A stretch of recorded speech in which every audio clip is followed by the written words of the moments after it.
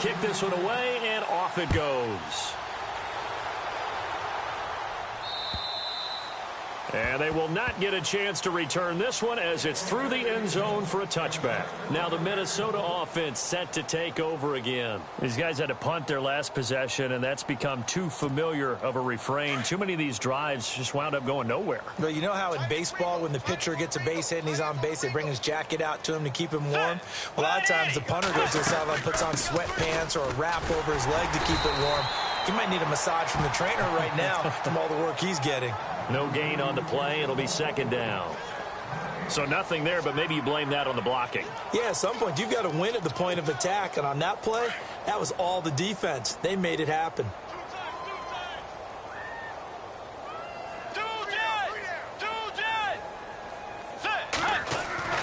Throwing is Bridgewater. And he's going to be intercepted a third time.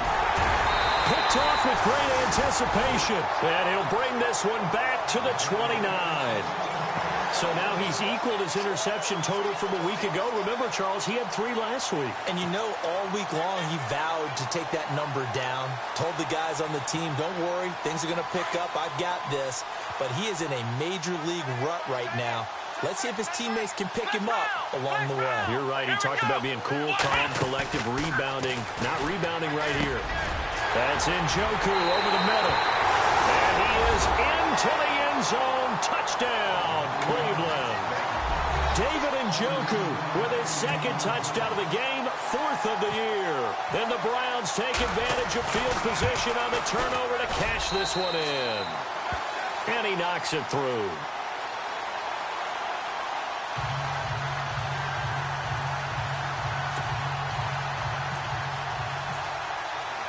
Out is the kickoff unit as they run up and send this one away. And this will not be returnable. It's out of the back of the end zone for a touchback.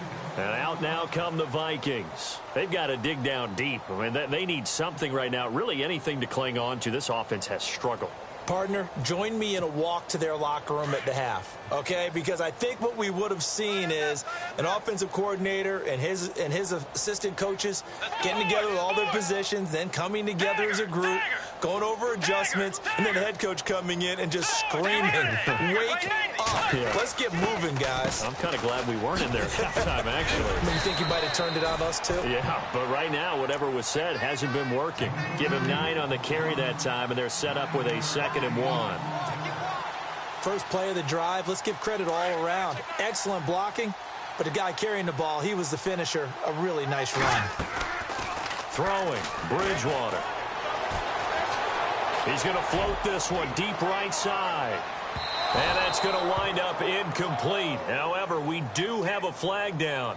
Let's check in with our referee.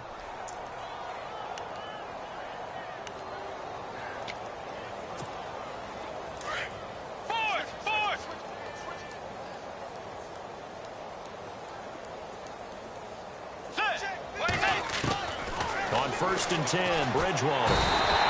And no escaping this time as he'll go down. They got him for a sack. The number 1 overall pick, Myles Garrett. And it'll make this a 2nd and long. To throw is Bridgewater. A throw left side, complete to his receiver, Westbrook.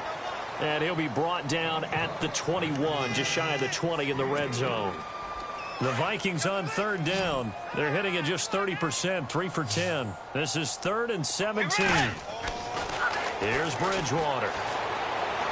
Flushed out right. And this is going to be caught. He won the fight for the football.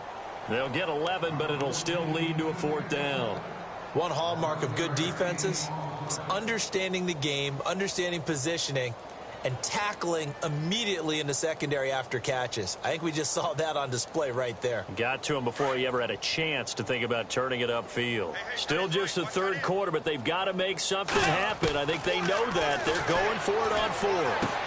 And down inside the 10 here before he's out of bounds right around the 7. Mike Zimmer got to be unhappy with how that turned out. And this Browns defense stands tall. The Browns offense trotting back onto the field. And last time out, another touchdown. And I think there may be some empty seats around here by the time the fourth quarter comes around. Yeah, I have to agree with you because this one's just about decided. But you know who benefits from all those empty seats?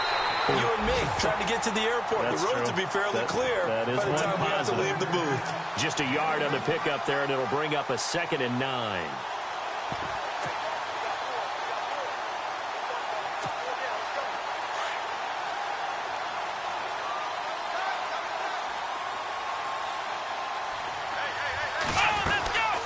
Again, it's Johnson. And he's going to be taken down here at about the 10. Only a gain of a couple there. That leaves him needing about 7 here on 3rd down. This is what happens sometimes when you abandon the running game. It's hard to get back to it because once guys get out of that mentality of firing out and hitting people, hard to get them started again occasionally. Here we go. On 3rd down, Kaiser. And he's going to be intercepted a 3rd time. Picked off by David Anderson. And his guys will take over at the 25-yard line.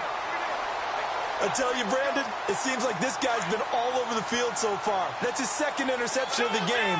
And so much of playing defense in the NFL, especially when it comes to defending the pass, is all about positioning and technique. And this is fantastic work on both fronts there. And it pops free. The collision there jarred the ball loose and brings up 2nd down.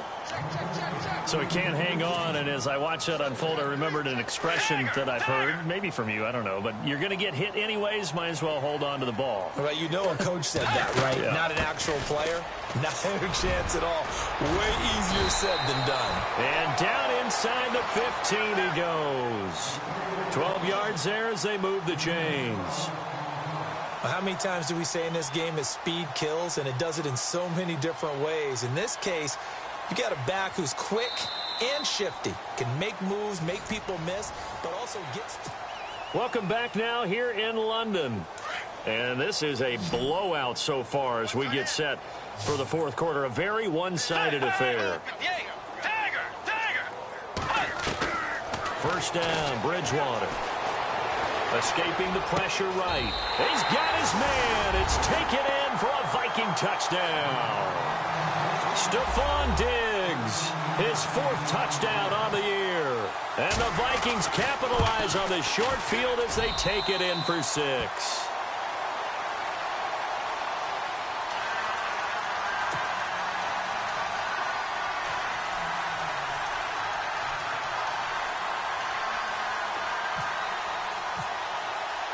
Forbath out to kick this one away.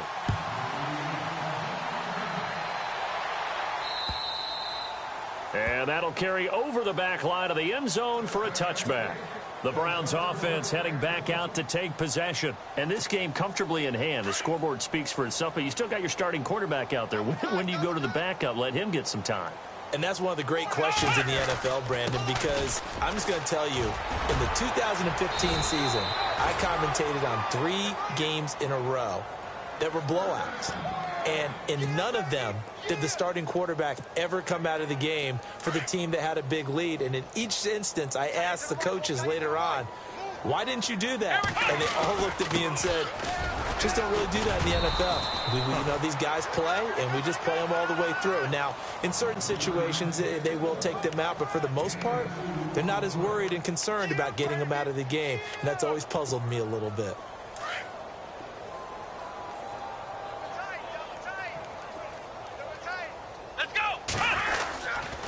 Now Johnson.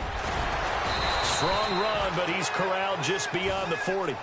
4 yards on the pickup there as it'll leave him with a 3rd and about 4 more for a 1st. Well, if the coaching staff's doing a good job upstairs, they'll file away what they just saw from the defense right there. They sold out to stop that running play. I'd say keep that in mind. They want to try that again, go play action, hit them over the top.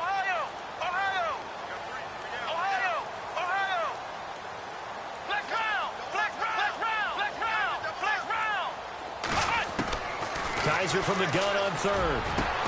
And he's got his tight end in Njoku.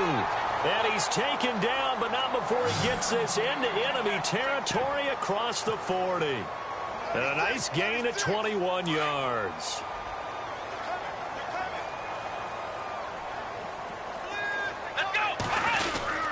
Here's Johnson. He's been busy this afternoon. And he is met at the line of scrimmage, and he goes down right there. No gain on the play there. Second down.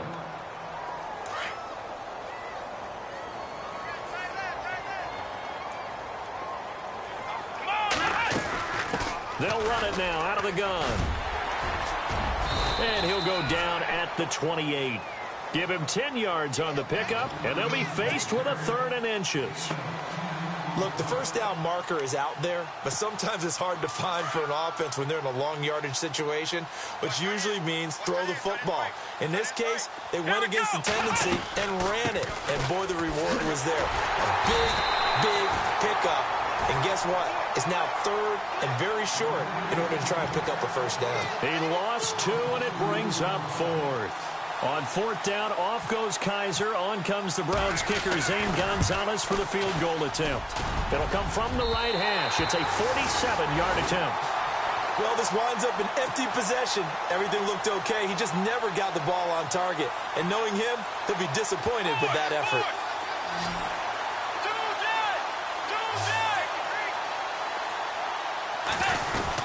Here's Cook as they begin on the ground. And he stopped immediately there. Officially no gain on the play, and it's second down. In a 3-4 defense there and against the run, a lot of responsibility can fall on that nose tackle. A ton of responsibility, no pun intended, because they got to deal with not just the center, both guards, and a lot of times they have to eat up double teams in order to let the rest of the guys get to the football. But how about that play? He not only did he eat up the double team, he ate up the ball carrier as well. I was going to say, talking about puns, you said eat up the double team. The Vikings on 3rd down. They've had a lot of chances, but not much success, converting only 3 times. This time it's 3rd and 3. Bridgewater steps away to his left. He may try and run for this. 8 yards that time, able to take off, and the result is a first down. We just saw a nice example of why teams often bring in baseball guys to teach quarterbacks how to slide in key situations. You want to protect your franchise guy. Make sure he doesn't get hurt. He did exactly that on that play. A perfect slide to avoid the big hit and pick up a first down.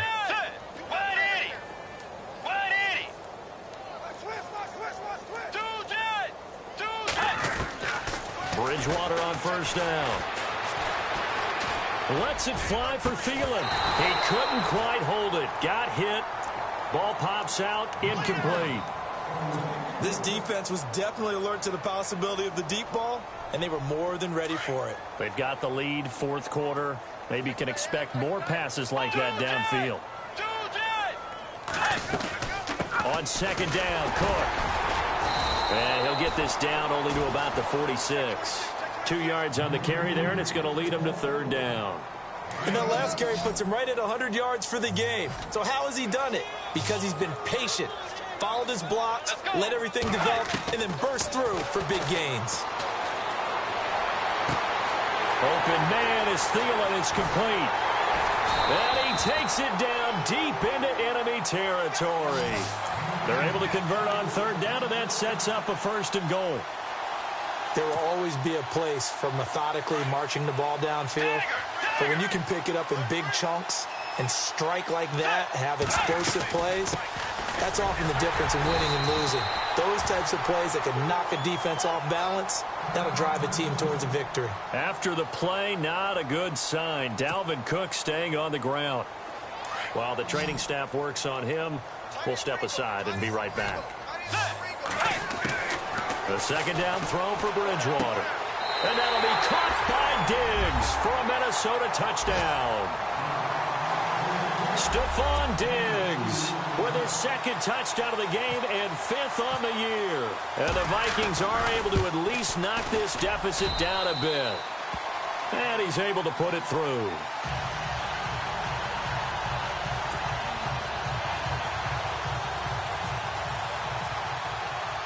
Forbath out to kick this one away.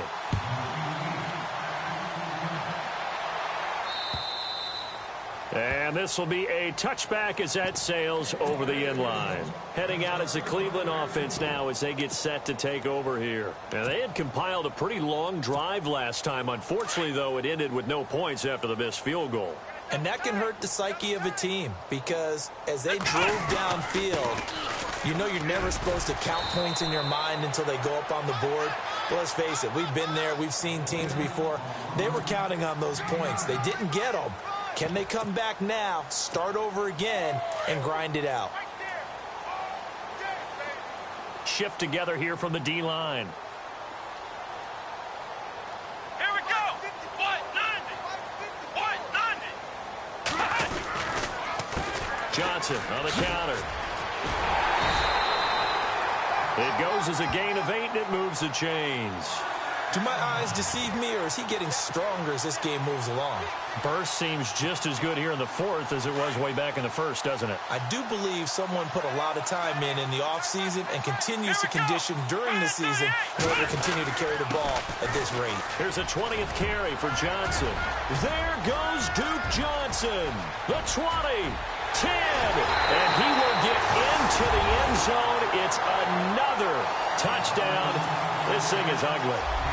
And, my friend, I think it's safe to say that this game is pretty much deceased at this point. It's taken a knee, so to speak. It is definitely this victory formation. Take the snap, take the knee, call it a night, call it a game, call it whatever. I agree with you totally. I don't think there's much left to get except for those who want to run up the score. I knew this was over about a minute ago when you took your stat sheet and just flipped it over your shoulder in the trash can. Yeah, that's similar to the guys cutting tape off right before the game's over. We know this thing's done. Now the Vikings offense gets set to take over here. And they're hoping to redo their efforts in the last drive when they got into the end zone. And just think of what it's like now on the sideline, because when you score a touchdown, you have to go over and look at the tablet and see what you did on the last drive. When you scored points, it's a whole lot better view than when you're trying to figure out how to fix things there. And he'll go down just shy of the 25 at the 24-yard line.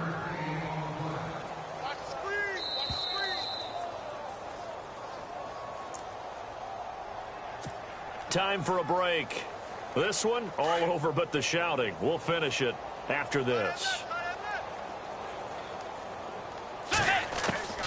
Bridgewater now on second down. He'll find Thielen working the middle. And he'll get it up to the 33-yard line. It's a 9-yard gain, and it keeps the drive moving. Hey, we talked about Adam Thielen a little bit last year, didn't we? Possession receiver, makes some tough catches, gets it done, and he's a homeboy. Grew up very close to the Twin Cities. And showing those possession receiver skills right there to pick up the first. It's a gain of 6 on the play, and it'll bring up a second down. Everyone's got to be able to catch the football. Doesn't matter what position you play, but if you're on offense, be aware a ball may come your way. Now Bridgewater. And no escaping this time as he'll go down. They got him for a sack. Ziggy Ansah in there to get him, and that's sack number 8 for him on the year. On third down, Bridgewater eluding the pressure right. He can run for it, and he will. He opted to go with a scramble, gets 2 yards, and now it's 4th. And, partner, I would guess that in his headset he was hearing from his coach, it's third down, don't take a sack. And in this case, he's able to avoid the pressure and get out of there. He doesn't get the first down, but he does turn a possible loss into positive yardage. Here's Bridgewater. And his pass is intercepted for the 4th time today. A great read, and it's picked off. And they have the football and will set up shop at the 33-yard line. And now the Browns coming out on the field. They have the big lead here late. They protected their home turf well, didn't they? They certainly did, partner. And just think about how good that feels, because every team has a goal when they start the year to win at home. All right, and sometimes you don't win all of them, but they managed to get that done today. Just think about your routine stays the same. Everything's familiar. You feel right going into the game, and they translated that into a win. They did indeed. They protected the home field, and now the final stages.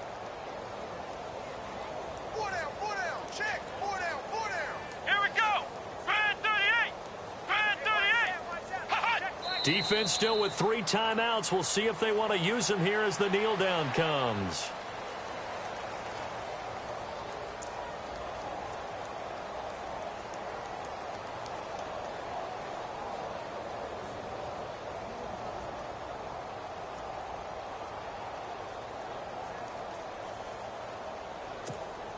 The Browns on third down. They're right at about the league average, 40%, 4 for 10. This is going to be 3rd and 13.